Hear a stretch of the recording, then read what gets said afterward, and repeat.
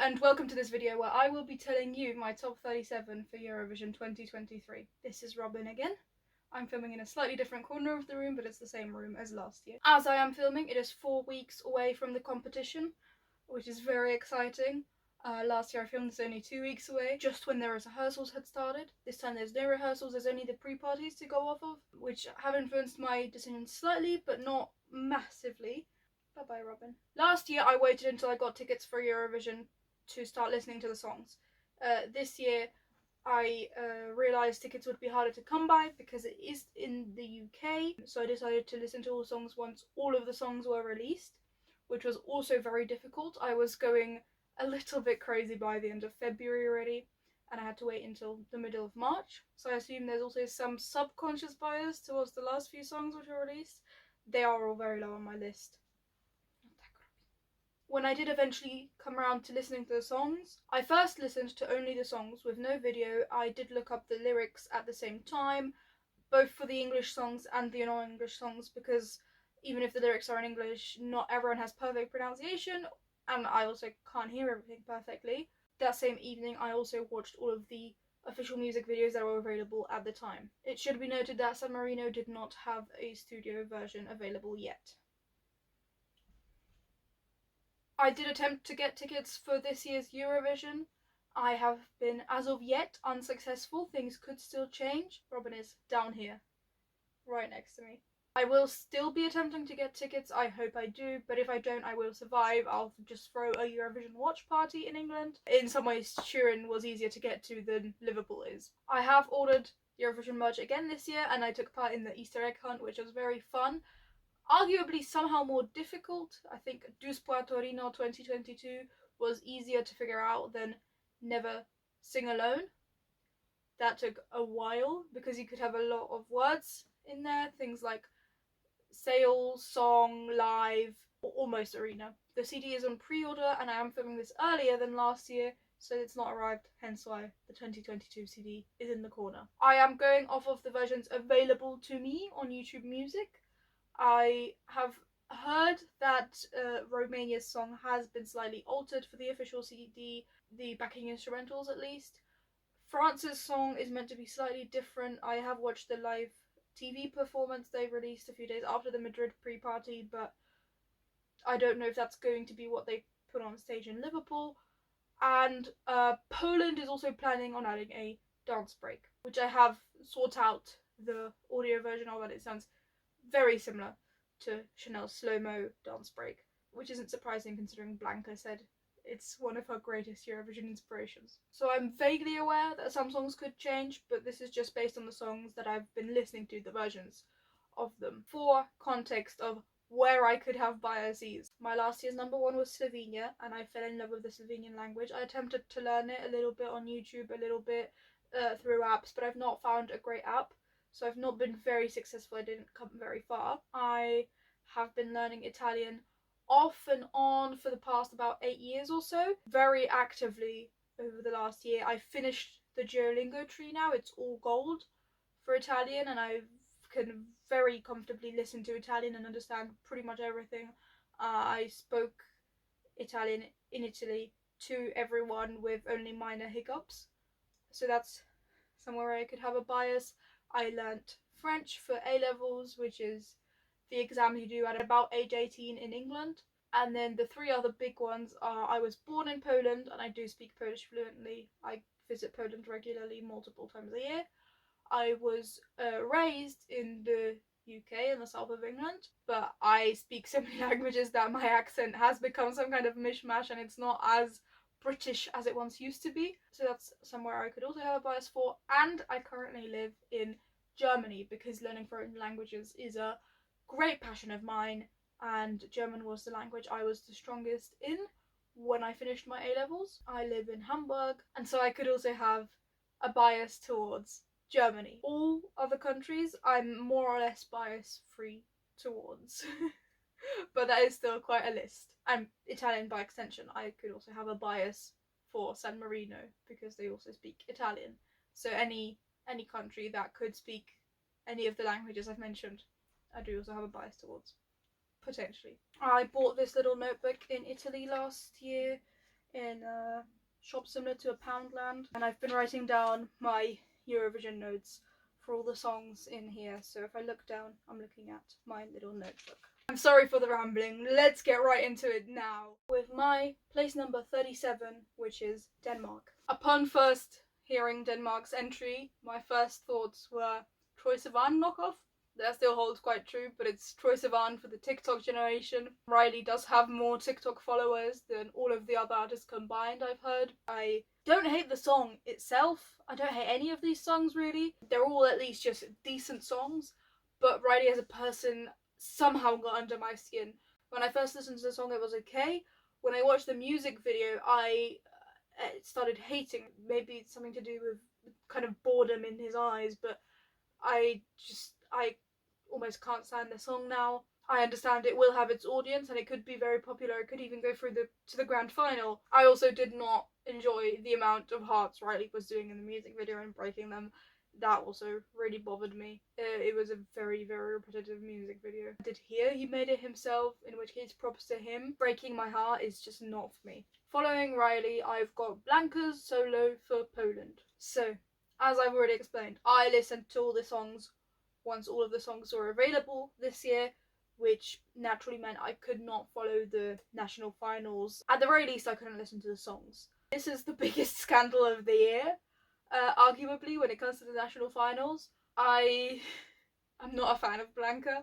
She seems like a rich girl who wanted to have a go at the music industry and bought her way into it a little bit. Whether or not that is true, I don't know. I've not been following Blanca. She could genuinely have talent.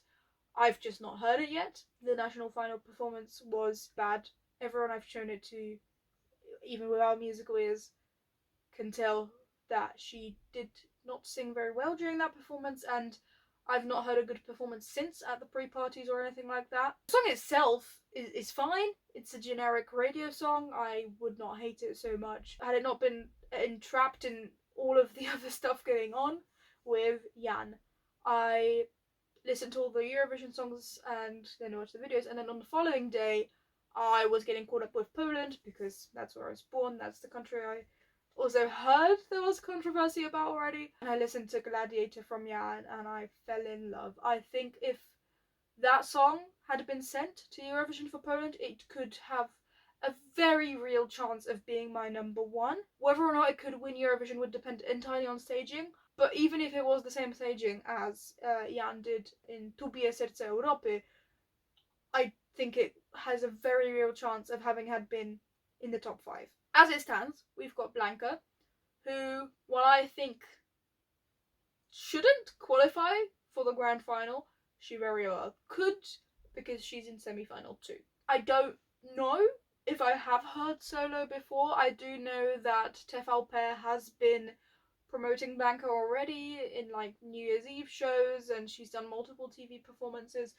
So there's a chance that I'd even heard solo before I heard all of the other Eurovision songs, but I wasn't even sure because it's an extremely generic English-speaking Polish pop song, and Blanca's live performance just dragged it down, and her knowing basically all of the Polish jury, whereas Jan is coming from nowhere almost, just doesn't sit right with me. And if she brings a at least decent vocal performance to Liverpool, and the dance break she plans to incorporate won't suck all the breath out of her, I could come to like the song a bit more, but as it stands, it is in my number 36. In my 35th spot, I have Peak Jack's Like an Animal from San Marino. It's not that this song is particularly bad, it's not.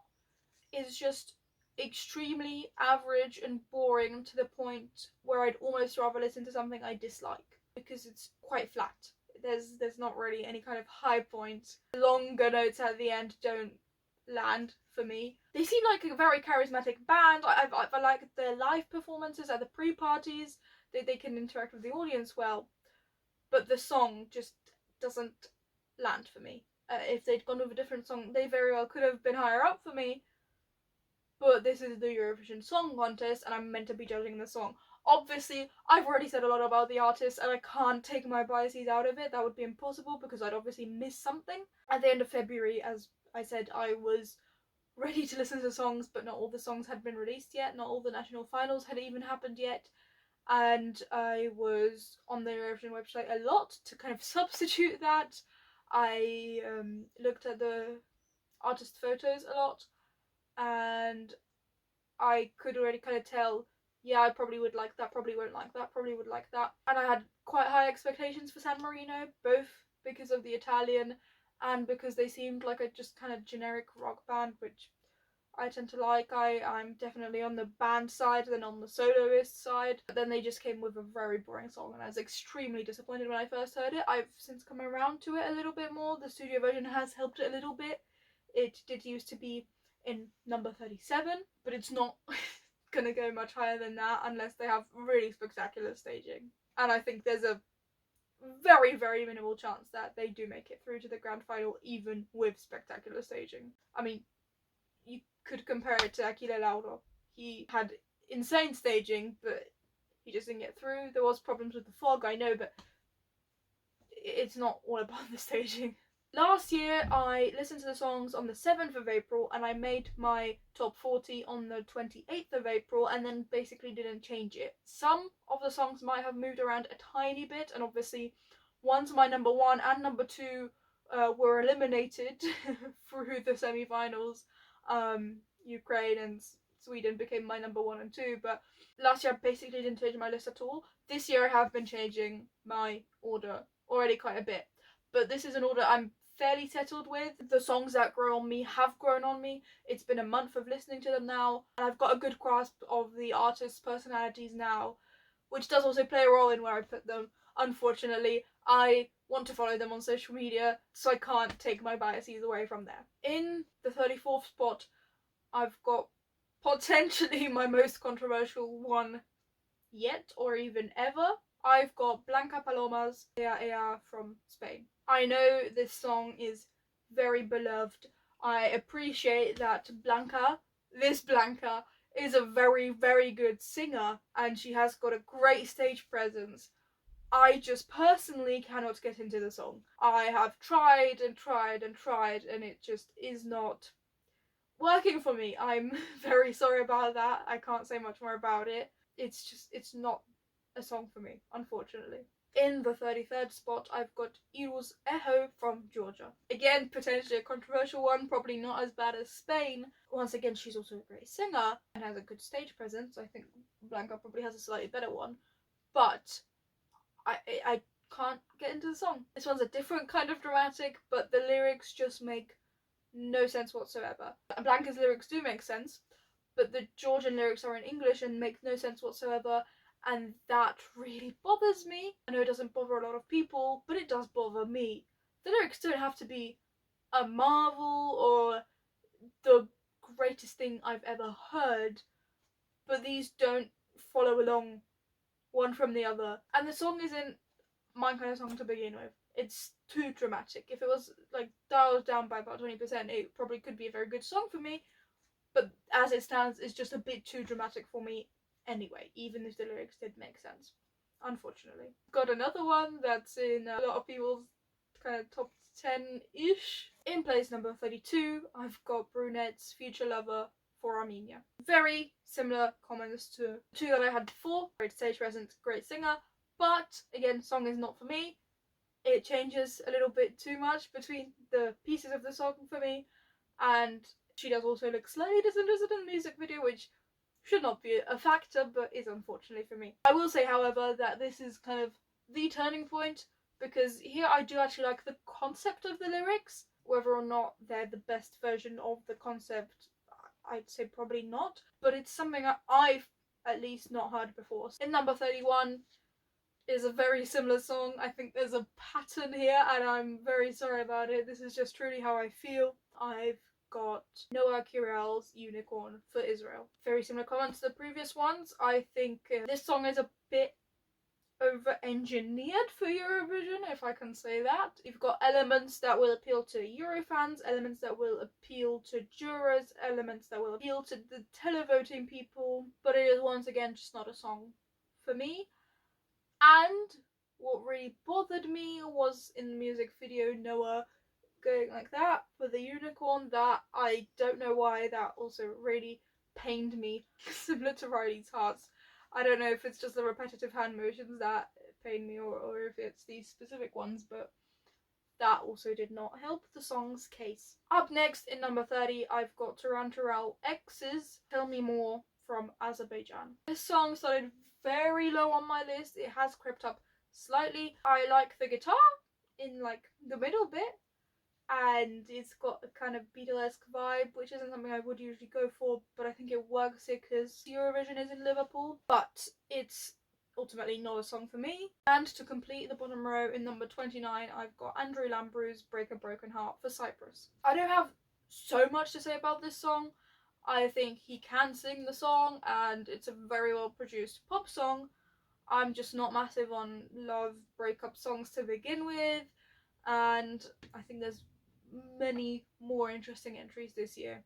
It's just quite a boring, safe one. I think he has a very good chance of going through because he is in the second semi-final, but unfortunately, once again, like I've been saying, it's not a song for me. I would not listen to it outside of Eurovision, like I think all of the other ones, to be honest, so far.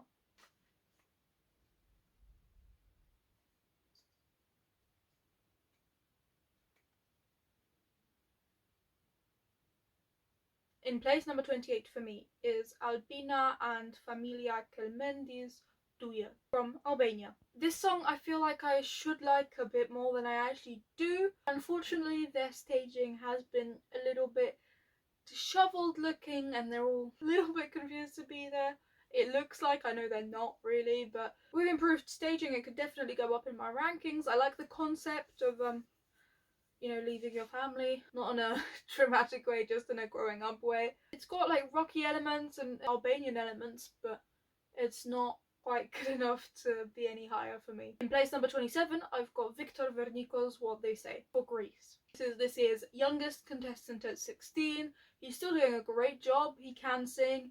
Apparently he's written the song himself, in which case props to him. Unfortunately, it's just a little bit too repetitive, and his pronunciation irks me just a little bit too much for me to put it higher. I think it's a very, very good first shot at Eurovision, and I would love to see him back in a few years. The lyrics are quite modern, and I quite like the instrumentation. It's just not my favourite, unfortunately. In place number 26 is Mia Nicolai and Dion Cooper's Burning Daylight for the Netherlands. This song was at least partially worked on by Duncan Lawrence, so it was never going to be a bad song. It's a perfectly fine song. A lot of people seem to have a problem with the happy last third. I don't really. Even after the pre-party performances though, I'm a bit curious, but in a kind of morbid way, because I don't see how it could work out about what their staging in Liverpool will be, considering like there's a minute of just Dion singing and then like a minute of just Mia singing, more or less. I don't see how it will work, but I will be gladly proven wrong. I'd love to see this working. What I've heard suggested as one of the better options is that they have like a conversation across the table from each other that could work, but their live performance wasn't great. Maybe they just haven't had a lot of rehearsal time with each other, in which case the 2 weeks of rehearsals will help, but I would like to see this be improved because the Netherlands has historically been pretty good, and this could become one of the most forgettable entries from the Netherlands, which would be very unfortunate. In place number 25, I've got Monika Linkite's Stay Ciuto Tutto for Lithuania. This is in no way an original comment, but the song definitely needed the Ciuto Tutto. It was extremely repetitive before, and it's definitely been improved. I do prefer the live version to the studio version. It sounds a bit less overproduced and electric. It's still not a song that I would necessarily pick out on my own and listen to for my own playlists outside of Eurovision, but it's definitely getting up there, and she can sing it live very, very well. Yeah, with good staging, I can imagine this could do kind of well, like kind of in the middle kind of area of the results in the grand final. She is also in the second semi-final, so she should also probably be able to get out into the grand final. In place number 24, I've got Alika's Bridges for Estonia. This is a very, very good ballad, and she has the voice for it. She's been performing it live very well. I do like the ending especially, but it's still not something very special for me, and still wouldn't make it to my own playlist. She's got a good voice, so she could also do fairly well. Maybe even top 15.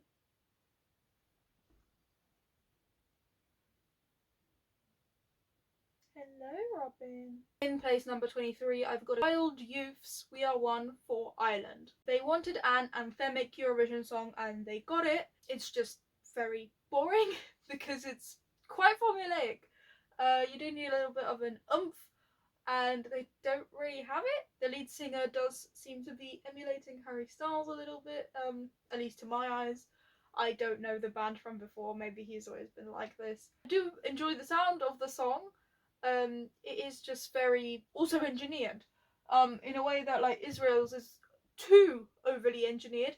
This one's almost hit the exact right thing for engineering. Good Eurovision song, but in that lost its soul, its X factor, it's anything special. I grew up on Disney Channel. I'm always gonna like this kind of almost cringy stuff that doesn't really, mean much. Generic sentences that you hear in thousands of songs, but I like it because I like bands and I like Disney Channel, and that's something that you can't get out of me. I know it should be lower. I know it has a very minimal chances of going through to the grand final. I don't particularly care. I enjoy the song. Ireland's national selection was also wild with Johnny Rotten, is it? I don't know, the lead singer of the Sex Pistols. In place number 22, I've got the host song, Mae Muller's I Wrote a Song from the UK. It's a very good pop song, but she started to get on my nerves a little bit. I don't know why. She's not a bad person or anything. I just don't like the energy she's been putting out. Her first few pre-party performances were also pretty bad. She did say she was sick, which is completely understandable. I don't think this has winning potential, unfortunately. And it cannot go higher for me because it is a little bit of an annoying song. It's very good, and I think that it's got some clever bits, especially I was ready for a sentence, baby, but instead I wrote it all down. I like wordplay. I was very, very worried when I was only looking at the artist's pages and read that the song is called I Wrote a Song. I had flashbacks to how to write a song and worse things that aren't from Eurovision but in a similar vein, or even Ein Lied mit gutem Text. It's also a breakout song, so it can't go higher for me. And in spot number 21, I've got Voyager's Promise from Australia. I've said I like bands, I like rock. This has also got like metal and electric elements or whatever. I don't know why it's not higher. It feels like it should be higher up. The opening is quite weak for me. It's a little bit boring and slow and takes a while to get into the song. That shouldn't mark it down so much. I don't know why it's so low. I just don't really enjoy it so much, unfortunately. It's got some very cool guitars and like electric synthy bits in the back, but I can't get into it enough. Unfortunately, it's pretty low, even though it shouldn't be. Potentially there's someone else stealing their points, a similar band, but that's where I felt like I had to put it. I don't think I've explained this in this video yet. Just like last year, I used the bubble sort method this year, where I had all of the songs alphabetically, and then I dragged them down until when the answer to the question, would I rather listen to the song I'm holding or the one below it, became the one I'm holding, I just dropped it, left it there, and that became its spot. I obviously checked my list a few times and I have been editing it, but that's my system for creating my top number of Eurovision songs so far, and it's been working pretty well for me. In place number 20, I've got someone whose name most people aren't sure how to pronounce. I believe it's Dilia and Power for Iceland. Right off the bat, we've definitely reached the point where I could be adding these songs to my own playlist realistically. I really enjoy her Power, and she's got pretty good vocals. I know she studies some kind of athletic thing, so she can really jump around on stage, which I would look forward to seeing enhanced from the national final. She was definitely bouncing everywhere, but I think that is something that could really be tapped into and used to Iceland's advantage. I wish her the best. She seems like a very lovely person as well. The song does get quite repetitive, and the staging at the national final was ancient, but I think with good staging, this could become a very fun song and could come into my top 10. To check that there's nothing. Had to fix the CDs. Hopefully they're not too dissimilar from how they were. I do take tiny breaks during filming just to make sure that nothing's gone and corrupted or the camera's not just stopped filming because it's been going on for too long. I've noticed that it has gotten noticeably darker than in the first clip, so it will just gradually get darker and darker. I hope it won't be too bad. If it does get too bad, I will switch on artificial lighting. In place number 19, I've got Forchi's Heart of Steel for Ukraine. This song is, once again, very different for Ukraine. They always send very good songs. I just can't quite get into it, and I don't think it's as good as it's being made out to be, potentially. I think Forchi is a very smart choice, even if it was like an internal selection, because they've been spokespeople for Ukraine already, and they speak English very well, which I know was a problem, unfortunately, with Kalish Orchestra. I don't think they're gonna win again unless the war develops and becomes much worse, which I would not hope for. But I think it's a very, very solid song to send after you win, and it's different to the other ones in the national final in that this one's a bit more, we're still standing and we're gonna fight, whereas the other ones are a bit sadder. So I like it out of the options we had, but it's just not an amazing choice for me. In place number 18, I've got this year's favourite, Lorene's Tattoo for Sweden. This is a very solid song. I don't know that it would be the favourite if it wasn't Loreen. I do also like Loreen, and she's got a good presence both on stage and in interviews, but the song is nothing so special to me. It's also kind of a breakup-y song, and it shows off her vocals, which is an important part of a good song for Eurovision, but the staging really props it up, so I hope they figure something out for Liverpool. I wouldn't be disappointed if Loreen won, per se. I think it'd be interesting to have a second person win twice as the singer, but it's just unfortunately nowhere near my favourites. I am going to keep being controversial, and in my 17th spot I am going to put Let Three's Mama Št for Croatia. This is the mightiest of songs we have this year. It's in everyone's bottom 5 or top 10. I am breaking that rule, putting it in place number 17. I do enjoy it. I do really enjoy it. I appreciate what the band's been doing for the last 3 decades, and I love how behind it Croatians are. I just can't put it any higher because I enjoy the other songs more, quite simply. I would rather listen to the other songs more. I absolutely think it deserves a spot in the top 5, even, maybe, on a good day, and I definitely want it in the grand final, but I can't put it any higher for myself. I'm very curious to see what the final staging will be, because they've been going to quite extreme places so far. They apparently have a gold tractor, which would be very fun. I like the message of the song. It's quite easy for me. I never knew Croatian was so similar to Polish. Maybe it's just their chosen lyrics, but a lot of it I understood immediately. So that was nice. I really can't put it up any higher. I wish I could, because I do want it to go through, for sure. But it's my number 17. In number 16, I've got someone whose name I might butcher, and I'm very sorry for that, but it's Pasha Parfeni's Soarele și Luna for Moldova. I really enjoy this song. It's very fun. It's got aspects of both Goe from Charm and Trentenul from Zdob și Stub and the something brothers, I can't remember. I'm so sorry. Moldova last year. It's got a relatively simple few sentences of I promised my wife a ring with a special stone. I've forgotten the English word. And we're gonna get married in the forest by the sun and the moon. Very simple stuff. It's really got a vibe. There's no better word for it. There's an atmosphere that's been created, and I do enjoy it. I think it's a good song, and Pasha's also returning from 2012. Flutus is also good. In number 15, I've got Remo Forrer's Water Gun for Switzerland. This is a sad song, but it's a pretty enjoyable song. Remo really sells it, or Remo, I don't know. I think I'm going to go with the more Englishized versions because that's what everyone else is saying. His live performances have been very, very good.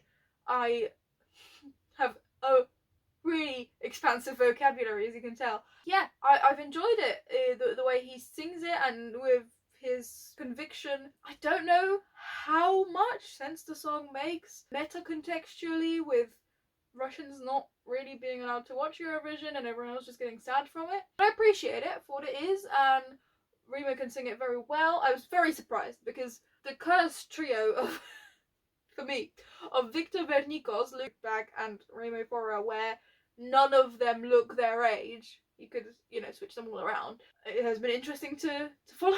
I know Remo's 21, but he looks like 12 in his artist photo, maybe 13. So when he came out with a deep voice, I was like, whoa. This song probably shocked me the most when I first listened to it, because it's also called Water Gun, so I was also kind of expecting like beach party fun stuff. This just came out of nowhere, but I've really enjoyed it. It's been a riser for me. It's definitely grown on me. It was much lower down in my list earlier, maybe in like low 20s. So it's really taken its place up high. In place number 14, I've got Gustav's Because of You for Belgium. It's a very enjoyable song. It's a bit of a bop. It's a bit of a dance song. It's a little dated. I don't know why it's being submitted in 2023, but I do enjoy it. And Gustav seemed surprised to win. I did not follow the national finals, so I can't speak to that. But I think he's doing a great job representing Belgium so far, and can't wait to see more from him. He's been fun to watch, and he always delivers a very good performance. So I'm excited to see him on the big stage. Don't know if he'll make it through to the grand final, but he is in semi-final too, so there is hope, and I do want to see him there. Up next in spot number 13, it's basically the same flag, Theodor Andres Dejete, off and on. I switched between all the languages for that. But that's how I'm gonna keep it. For Romania, I know this song is very low down, unlike everybody else's list. But I really like his voice. He has a good connection to the camera, and the song's pretty good. I do not like the lyrics, but it's a kind of song that I like. I like a bit of angst and I like a bit of rasp and whatever. So if he can get some good staging, I would love to see him in the grand final. I'm not, gonna hold my breath, unfortunately, but I really enjoy the song and I'm glad to have found it. Maybe some of his future songs I'll enjoy even more and I'll have found a new artist to listen to for years to come. Who knows? In spot number 12, I've got Sudden Lights, Aya. This song has risen so much in the rankings for me. I think it's even been like 24th, 25th. I had high hopes for the song and then got quite disappointed upon first listen. But the more I listen to it, the more it rises up in my rankings. I wouldn't be surprised if it ends up in my top 10 by the end of the season. Anyway, I really like Aya. Like just a little bit of Latvian in there. I would have loved to see more. Maybe they will bring more. And I really enjoyed it at the pre-parties, the extra loud note just before the last ayas. That is pretty powerful stuff. And I like rock, I like bands, and that will never change. So this is kind of like a soft rock. I don't know what the genre is. I'm not very good at that, but I really enjoy it. I'm glad that it's come up so far because I was so disappointed initially. Not as disappointed as San Marino, but still pretty disappointed. And I'm glad to see it so far up. And then in place number 11 is the Buskers, Dance Our Own Party for Malta. Some fairly strong colour grouping going on. Yeah, I like it. I like the saxophone. I like all of their energies on stage. I like the little dance routine the guys got, and it is a bit self-aware because my first comments in my little notebook, wherever my notebook is, I don't know, was that it is a bit of a TikTok song. There is also the lyric, when the tick gets talking I'm gone, or whatever. So it's a bit self-aware in that aspect, and I like it. It's a very easy song to listen to. I'm a little bit surprised. I think it's underrated by everyone. I really hope to see it in the grand final. I don't know if it has a chance in its running order. And they're very charismatic guys. They've been doing good stuff on social media as well. Also modern lyrics, anxiety at a party, but easy to listen to and fun song overall. Found my little notebook. It has now gotten too dark. I have got a source of artificial lighting, by no means professional. There will definitely be glare on those and a shadow there, but I reckon this is the lesser of the two evils than me finishing the video in darkness.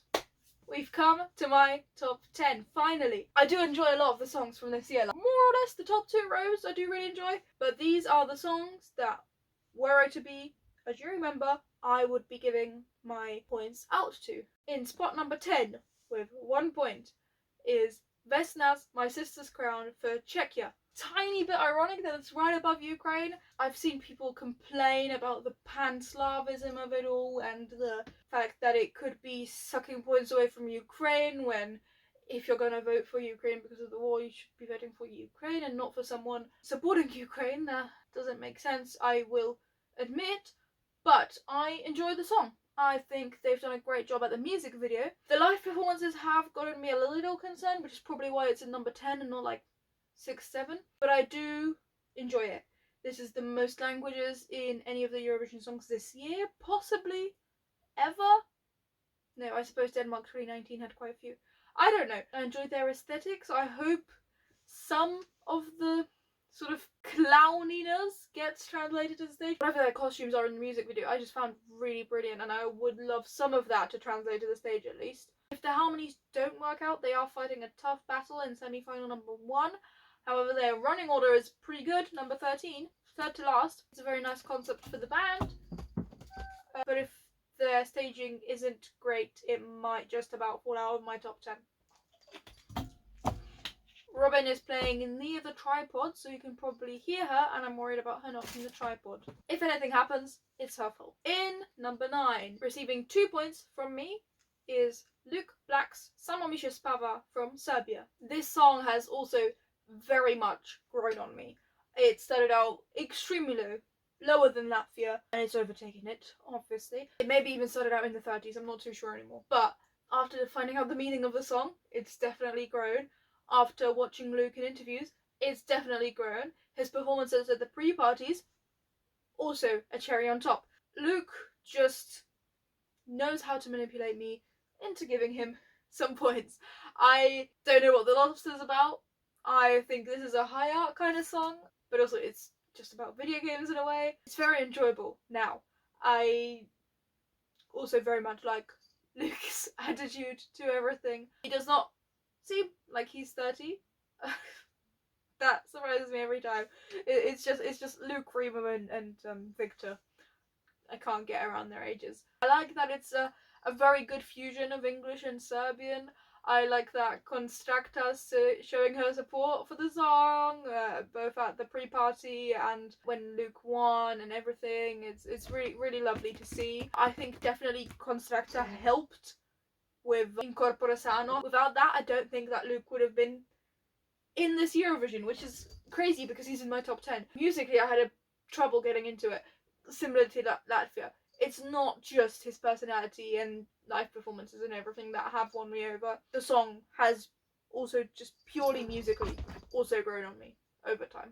In spot number 8, receiving 3 points from me, I've got Mimi Kat's Ai Coração for Portugal. This is just a very lively, very well performed, very well put together song. It's got a very steady start and a good bridge. Mimi Kat sings it wonderfully. I hope the cabaret elements do get taken on stage, which what's being said is that it will be. I love the way Mimi Kat sings it, the sounds she makes, it's wonderful. And her connection to the camera during her national final was also very fun. So I really, really hope this isn't a shock non-qualifier, because this I do want to see in the grand final very, very much. A lot of these I would like to see in the grand final, but I don't need to. This I need to see in the grand final. So if it doesn't make it, I will be quite sad. But semi-final 1 is brutal, and considering my number 1 and number 2 didn't make it last year, I will survive somehow. I would like it to make it through. In 7th place, receiving 4 points from me, is finally Lord of the Lost's Blood and Glitter from Germany. Not only are they from Germany, the band is actually from Hamburg, where I live, which has been crazy to see. Their Instagram stories walking just around Hamburg normally, and all of the stuff they've been doing in Hamburg for preparation for Eurovision, which obviously has put them up higher. I can't leave that bias out, but the song has also genuinely grown on me. They performed for the King in Hamburg. They been on talk shows and stuff. They've been outside the town hall, I think, even for news segments, and they filmed their postcard in Hamburg, which I'm so excited for. Seeing Hamburg in the grand final this year when it's being held in the UK. I will talk about the song shortly, but about the postcards, I hadn't figured this out, but someone I was talking to at work, I was like, I don't get why the postcards are being filmed in the artists' countries this year and not in the UK. This is something very clever. Well, because the UK is hosting, but really last year's winners are Ukraine. So you'd think maybe they'd film the postcards in Ukraine, but that's not very safe. So that's probably why they've gone with the singers' countries, which I think is a very good solution for the postcards. I don't know if I wouldn't prefer this going forward, almost. I understand showing off the host country, but also seeing where the singers are from also puts things into perspective, and I think I'm going to really enjoy it this year, and I will soak it in while it lasts. About the song itself, Blood and Glitter, it definitely would have been lower for me had it not been Germany, but it probably still would have been top 15. It's definitely seeing Australia's points. At first, I just really did not know what to make of it, because it just kept switching genres. But now, it's really working for me. The synth in the background is doing a lot of the heavy lifting. At first, when the song started growing on me, it was doing, I'd say, maybe even like 80% of the heavy lifting for me liking the song. But now I just genuinely enjoy it. I think Chris is also great, the lead singer. His reaction to all of the songs was phenomenal. It's a really good example of how to not insult people, how to say at the very least neutral things about everyone's songs, even if you really don't like it, which you could tell in a few of them. He's ultra German. They're all very German, and he's adopted kids from Poland, so I'm a cat person. I was born in Poland. They're going to Liverpool. The postcard was filmed in Hamburg. I know it's not done for me, but it does feel very special to me. And also the band is super professional. They were already charting in Germany in January. This is the first time that I'm watching Eurovision where the German public seems at least okay with the entry and not like, oh, we want an Electric Callboy, which, fair enough. I'm very excited that Germany's sending something that the German public enjoys and I think could genuinely do well. I don't know, maybe if their staging is boring, if their running order is bad, whatever. Excuses. They could be in the bottom 5, but I don't think they'll be dead last, like Germany has recently been. So that's exciting, because I think this is just so extreme of a song to come dead last. I'm sure it has its haters, but it also has quite a few lovers, and they will vote for Germany, even if the jury doesn't. If, you know, a lot of things go smoothly for them and their staging's good and whatever, I can just about see this just about slipping into the top 10. Probably not, probably top 15 if things do go smoothly, but I'm just so excited that Germany has a song I'm enjoying. Up next, in spot number 6, is the second favourite to win. The song receives 5 points from me. It is Karia's Cha Cha Cha for Finland. Finland just always, seemingly, in recent memory, having dark songs is a interesting trend. But I really enjoy Cha Cha Cha. It's going to have a similar effect, I reckon, to Moldova last year, where it's just a party. I mean, it's the only thing I've heard Karia confidently say in English. It's crazy. It's party. And it will be. He's closing semi-final number 1, and I think it's very, very smart that the second part is the more accessible part to the general public. That's what people will remember. But he still gets to have his metal rap situation thing at the start. I'm excited to see what the final staging will be like, but his bolero is already iconic, and I like that his nails are always painted to match. I like the song is in Finnish, but it has got the repetitive and easy cha-cha-cha for everyone to chant. I imagine the arena will be shaking. I'm excited there's yet another song that I like up here. I mean, all of the rest of these I like, obviously. I'm really smiling so much, you can tell. I'm enjoying myself. I have loads to say about cha-cha-cha. It's crazy, it's party. That's all you need to be able to say about it. We have reached my top 5. In the 5th spot, receiving 6 points, is Alessandra's Queen of Kings for Norway. This is a great song. Alessandra has some kind of Italian roots, so obviously I have a slight bias towards it, but even regardless of that, it's a great song. It's got the Viking element in it, but it's also a pop thing, and she's really got the voice for it. She can perform it You know, she did it drunk in Madrid, was it? Or somewhere out of Warsaw, I don't know. But even that was great. Well, apparently drunk. I've made a poi routine to it that will also be uploaded in due course. She is the whole reason why I started doing poi for Eurovision songs this year, because in her national final she had these like light batons that gave a similar effect to poi, but in my opinion worse, and I got mildly frustrated at that. Not very, just enough to make me pick up my own poi and make my own choreography to it. The background dancing for Alessandra on stage in Liverpool, I think it's absolutely brilliant, or it would be. I'm not putting myself forward, but you know, if anyone does have that contact, get in touch. I will perform on stage in Liverpool with Alessandra gladly. I just need to get some better poi that doesn't break every 30 seconds. Yeah, the song itself is also great, you know, feminist things, but also her being bi is a thing that is somehow related to the song. Apparently, I don't really know, but that's good for her. When I first listened to the songs, it had twice as many views on YouTube as any of the other songs. It was almost at 4 million. The second highest was almost at 2 million. It's the one that went viral really early on in the season on TikTok, so I hope it keeps doing well, and I hope she ends up in the top 5. At least. She could win. I'd be happy for her to win. And in place number 4, receiving 7 points from me, is Thea and Salena's Who the Hell is Edgar from Austria. This is just a great song.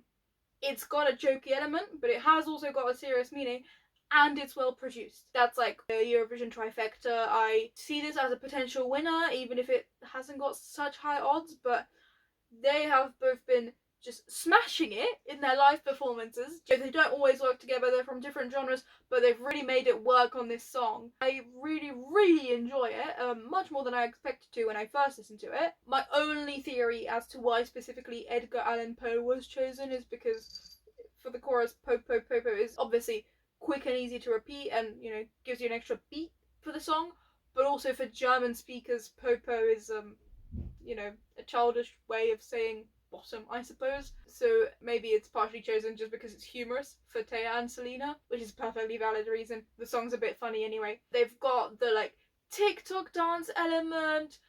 They're really confident performers, and I'm glad that this is doing well already, and I hope it keeps doing well. It's going down in history for my Eurovision favourites, for sure. Maybe even more than some of the other ones, because they're my favourites right now, but this one is going down in history.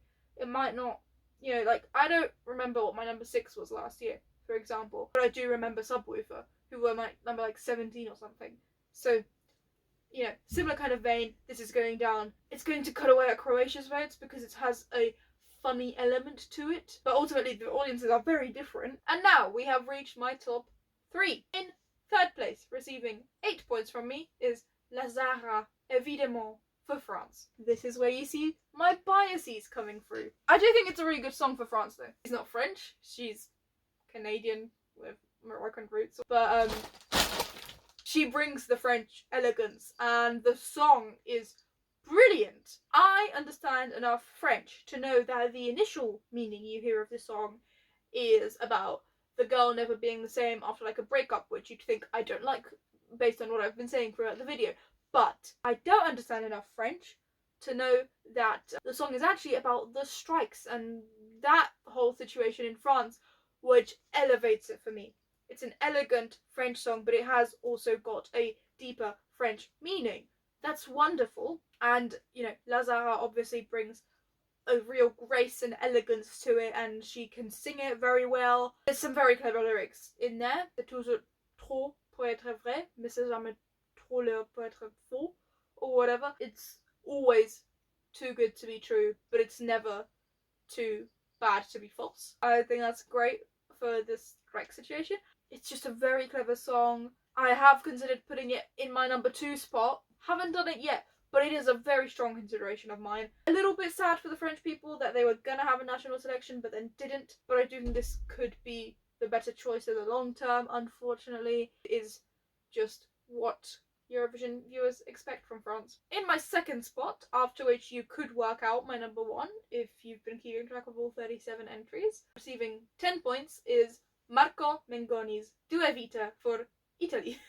For Italy, yes. I said, I've been learning Italian. I love the Italian language. This song has decently clever lyrics. I don't think it's better than Évidemment in terms of like lyric writing, but I just really love Italian. The language has been magnetic to me since I was 11, and now that I'm finally at a point where if YouTube decides to put on a random Italian podcast for me just in the background while I'm doing other things from autoplay, I can listen to it, I'm understanding it.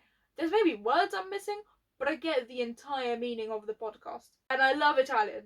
I had the Måneskin concert in March. That was wonderful. I could sing along entirely to all of the Italian stuff, or more accurately, scream along. The song is also very pretty. Was it not in Italian? I don't know if it would make my top 10. Similar to Germany, it would be my top 15, but I don't know if it'd be my top 10. Being as it is, in Italian, it's my number 2. I love the language, and the song is good enough. If Italy said something really bad, then it would not be as high, but considering Eurovision was based on Sanremo, I'm never gonna say anything horrendous, I think. There's mention to a book, and me working in a library, obviously, that's always bonus points. It shouldn't be, but it is. Tell me this doesn't just sound really pretty. Siamo un libro sul pavimento in una casa vuota che sembra la nostra. It's not like peak lyric writing. Maybe it is. I don't understand the deeper meaning behind it. But like, we're a book on the floor in an empty house, which looks like ours. Sounds so much better in Italian. And finally, my number 1 song for Eurovision 2023 at this point, receiving my 12 points, is Joker Out's Carpe Diem for Slovenia. Slovenia gets 12 points. Absolutely it does. Bye-bye, Robin. So, last year Slovenia did surprise me, being number 1. This year, I mean, it was on my radar because the language was great for me. I loved it. I don't think I'd ever come into contact with Slovenian properly before, so it was a wonderful introduction. But also, LPS did have concerts over the summer with Joker Out, where Joker Out were the headliners and LPS were the openers. So I knew of Joker Out already. They're like the only ones that I was properly aware of, other than Loreen. I haven't properly gone back in the history of Eurovision, so that puts them a leg up. The Slovenian language gives them a leg up because I do want to learn it better, but I haven't. The apps suck, and I'm too lazy to figure out books, and I've done a bit of YouTube, but I'm not going to get far like this. However, it is also a band, which I always like, and it's also rock-ish, at least. It's rock-adjacent, at the very least. They call it shagadelic rock, whatever that means. I mean, if it means what I think it means from Britishisms, that's a very interesting description. I won't take it away from them. It's a very, very, very fun song for me. I think it would probably be in my top 5 regardless what language it was in, just musically. And they've also been great on social media, interacting with everyone, having meet and greets in every city they're in. And also their live performances have been great. I think they went to every pre-party, which only a few of the other acts did. Some of them were ill and wanted to go to all of them, but didn't. But I think they've been at every single one, and each time their performances are electric. They interact with the crowd in such an amazing way. The charisma between them is also good. You can tell they know each other. They're the first successful young band in Slovenia in a decade or something, which is also very interesting. There is a concert with LPS and Joker Out in Slovenia in June, but it's in Celje, not Ljubljana, which is difficult for me to get to from Hamburg, or expensive, so I doubt I'll be able to go, but I would really like to go to an LPS and or Joker Out concert in my life. I haven't been listening to all of Joker Out's discography yet. I've listened to a couple of their other songs once, but not more, because I'm kind of saving it for after Eurovision. Right now I'm focused on these 37 songs, more or less exclusively. Something ridiculous would have to happen for Joker Out to be dethroned.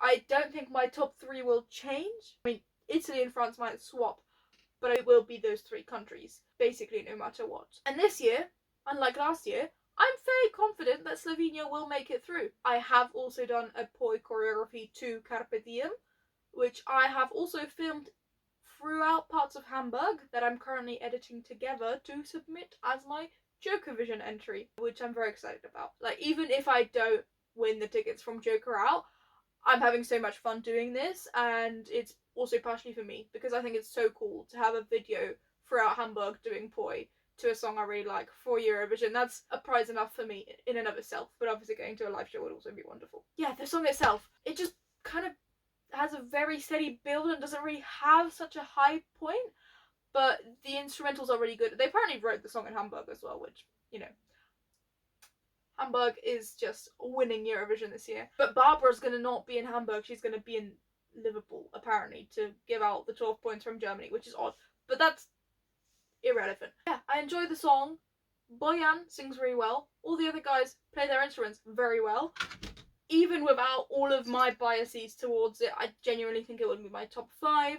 If I was able to, like, wipe my brain completely of any biases and just keep my music taste. I can't wipe it, so it's number 1. Yeah, this one I was probably most nervous about because it's a band and Slovenia was my number 1 last year. If Slovenia happens to be my number 1 next year, I will buy a Eurovision Slovenia scarf because at that point they've earned it. That's my top 37. It's not the most standard. I know I've got some very controversial opinions and some songs that people don't love pretty high up, but this is my true top 37 as of April 16th, 2023. So just under 4 weeks before the grand final. I just wanted to get a version of my top 37 set in stone so that I can look back on it in years to come, just like the one from last year. I also really like filming this stuff and doing the decorations. It took me 3 hours this time, which I don't know what took 3 hours, but I had fun. Thank you so much for watching my top 37 for Eurovision 2023. I hope you had fun watching it. It's getting really dark in here now. Have a great rest of your day, rest of your week, whatever. Enjoy Eurovision, and I will see you in the next video, whenever that may be. Bye!